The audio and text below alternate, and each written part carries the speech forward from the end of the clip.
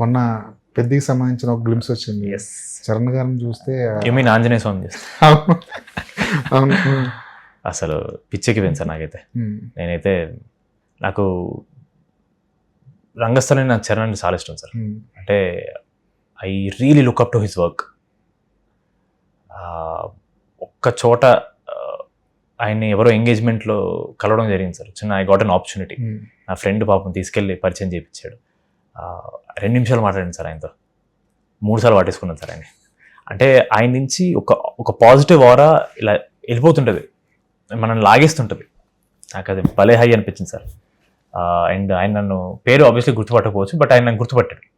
మ్యాడ్లో college సినిమాలు చేసాం కానీ నాకు చాలా హ్యాపీ అనిపించింది. ఎందుకంటే చాలా మంది నాకు అన్నయ్యకి కన్ఫ్యూజ్ అవుతారు. సో అన్నయ్య అన్నారు అనుకున్నా, ఎందుకంటే సుష్మిత గారు అన్నయ్యతో సినిమా చేశారు. సో చరణ్ అన్న సంతోష్ అన్నారు అనుకున్నాను నేను, బట్ లేదు కాలేజ్ అన్నారు. సార్ నేనే సార్. దెన్ అలాగే నిహారిక గారితో కలిసి చేసిన ఒక చిన్న ఫ్యామిలీ స్టోరీ చూశారు సార్. ఆయన చాలా ఎంజాయ్ చేశారంట. ఆయన చూసి ఆయన కూడా చాలా ఎమోషనల్ ఫీల్ అన్నారు. నాకు అది చాలా హై అనిపించింది సార్. రామ్ చరణ్ గారిని నేను ఎమోషనల్ చేశానని చాలా హై అనిపిస్తుంది సార్. నెపోకిట్స్ అంటారు కదా సార్, వాళ్ళు పడే కష్టం మామూలు. అదే సార్, చెప్పడం ఈజీ సార్, అనడం ఈజీ. నెపోటిజం అని అనడం ఈజీ సార్. అది వాళ్ళు ఎంత ఆడియన్స్ని మెప్పించడానికి, వాళ్ళకి ఒక మంచి సినిమా ఇవ్వడానికి ఎంత కష్టపడతారో తెలియదు సార్. అండ్ మనం ఎంతమందిని కూర్చోబెట్టి చెప్పగలం సార్.